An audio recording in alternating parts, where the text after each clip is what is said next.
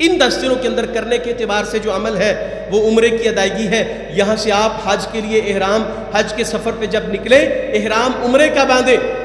العمرۃ الی العمرۃ کفارۃ لما بینہما، ایک عمرہ کرنے کی مدت سے دوسرا عمرہ کرنے کی مدت تک جتنا دورانیہ ہے، جتنے دنوں کا، مہینوں کا، سالوں کا عرصہ بیتتا ہے، اللہ رب العزت کے پیغمبر محمد صلی اللہ علیہ وسلم فرماتے ہیں ایک عمرے سے دوسرے عمرے تک جتنا دورانیہ ہے، اس میں کی جو انسان سے برائیاں سرزد ہو گئیں، گناہ سرزد ہوئے، اس عمرے کی برکت کی وجہ سے اللہ یہ عمرہ کرنے سے سارے گناہوں کو معاف کر دیتا ہے. ان 10 دنوں میں روزہ رکھیں، فرصت ملے، مہلت ملے کام کاج سے تو ضرور رکھیں.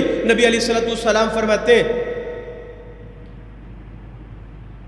ما من عبد یصوم یوما فی سبیل اللہ الا بعد اللہ بذالک اليوم وجہہ عن النار 70 خریفا.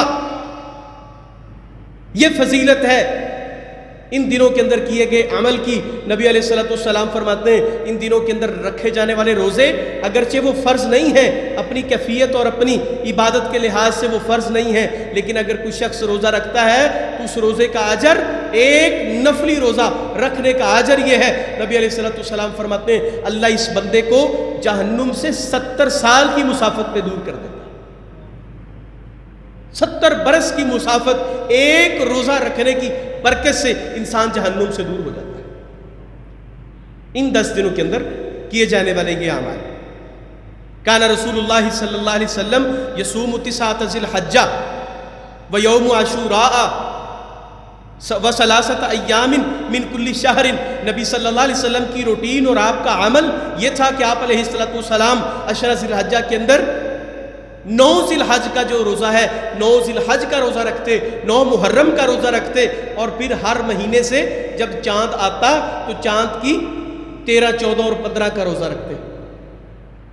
اور اس کی پھر فضیلت بیان کی.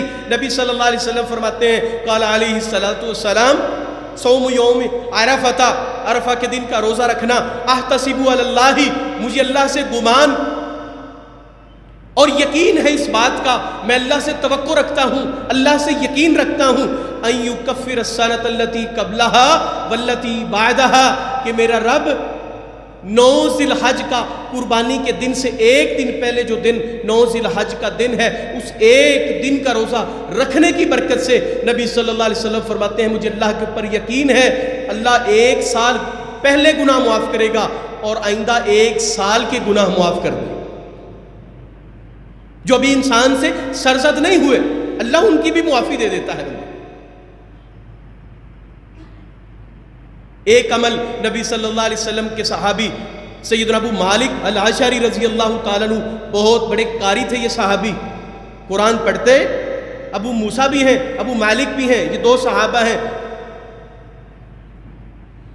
یہ قرآن پڑھتے، رات کے وقت قرآن پڑھ رہے تھے، نبی صلی اللہ علیہ وسلم باہر ان کی دیوار کے چھپ کے ان کا قرآن سن رہے تھے. اتنی میٹھی اور سریلی آواز.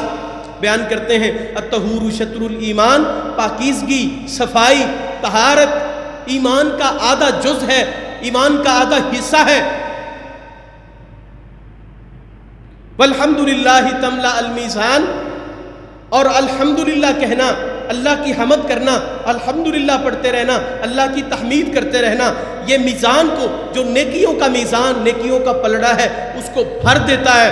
اور نبی صلی اللہ علیہ وسلم فرماتے ہیں وسبحان اللہ والحمدللہ تملأانی او تملأ ما بین السماوات والارض.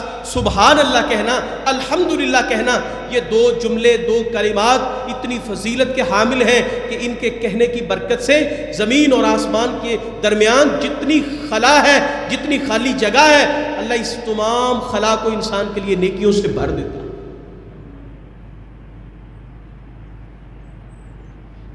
نبی علیہ السلام فرماتے ہیں، امام بخاری رحمۃ اللہ علیہ نے اس حدیث کو صحیح بخاری میں متعدد مقامات پر ذکر کیا، اور ایک آخری حدیث کے طور پہ بھی اس حدیث کو سیدنا ابو ہریرہ سے لے کے آئے رضی اللہ تعالیٰ عنہ. کلمتان حبیبتان الی الرحمن خفیفتان علی اللسان، 2 کلمے ایسے ہیں، 2 جملے ایسے ہیں، 2 کلمات ایسے ہیں جو زبان پر ادائیگی کے اعتبار سے بہت ہلکے ہیں، بہت آسان ہیں، لیکن میزان کے اندر، نیکیوں کے پلڑے کے اندر ان کا وزن بہت زیادہ ہے۔ سبحان اللہ و بحمدہ سبحان اللہ العظیم، یہ دو کلمات ایسے ہیں جو شخص ان کو کہتا رہتا ہے، پڑھتا رہتا ہے، ان کے پڑھنے کی برکت سے اللہ قیامت کے دن اس کی نیکی کا پلڑا اس کو وزنی کر دے گا۔ وزنی کرنے کا مطلب اللہ اس کی نیکیوں کو غالب کر دے گا گناہوں کو۔ صدقہ و خیرات کریے۔ نبی علیہ السلام فرماتے ہیں ما نقصت مال، ما نقصت صدقۃ من مال، صدقہ مال کو کم نہیں کرتا۔ ہم نے پچھلے جمعے اس کے اوپر تفصیلی 2 خطبات میں بریفنگ دی ہے کہ صدقہ انسان کے آنے والی مصیبتیں، پریشانیوں کو ٹال دیتا ہے۔ یا ایھا الذین آمنوا انفقوا مما رزقناکم من قبل ان یأتی یوم لا بیع فیہ ولا خلۃ ولا شفاعہ، اے صاحب ایمان لوگو، اس دن کے آنے سے پہلے پہلے خرچ کر لو، نیکی کر لو کہ جس دن نہ کسی کی دوستی کام آئے گی، نہ کسی کی سفارش کام آئے گی، نہ کوئی مال و متاع کام آئے گا، نہ رشتے کام آئیں گے۔ اس وقت کسی کا کوئی تعلق، کوئی کسی کا رشتہ، کوئی مال دولت، سفارش، وجاہت، عہدہ، کوئی چیز کام نہیں دے گی۔ اس دن کے آنے سے پہلے پہلے اللہ کے راستے میں خرچ کر کے اس سے اپنی بخشش کروا لو۔ نفل فرض پڑھنے کی توفیق ملے تو اس کے بعد نفل پڑھ لیجئے۔ شارٹ کٹ اسلام کو چھوڑیے، جو ضروری اسلام ہے اس کو اپنائیے۔ میں تقریر کروں، آپ سبحان اللہ کہیں، ہم سارے جنت میں چلے جائیں۔ رات محفل اٹینڈ ہو جائے، مولوی صاحب حدیث بیان کریں، آپ سارے مل کے نعرہ حیدری کہیں اور سارے جنت میں چلے جائیں۔ اس شارٹ کٹ اسلام کو چھوڑیے، اسلام وہ اپنائیے۔ نبی صلی اللہ علیہ وسلم صحابی سے کہتے ہیں، ربیعہ ابن الکعب اسلمی رضی اللہ تعالیٰ عنہ کہتے ہیں، یا رسول اللہ صلی اللہ علیہ وسلم اسألک مرافقتک فی الجنہ، وضو کرواتے تھے، کھانا رکھتے تھے، دسترخوان لگاتے، نبی علیہ السلام کے برتن صاف کرتے، خدمت میں رہتے، اطاعت گزار تھے، خدمت گزار تھے۔ کہتے یا رسول اللہ میں یہی آپ کی خدمت جنت میں مانگتا ہوں۔ ان صحابہ کی ترجیحات کیسی تھی؟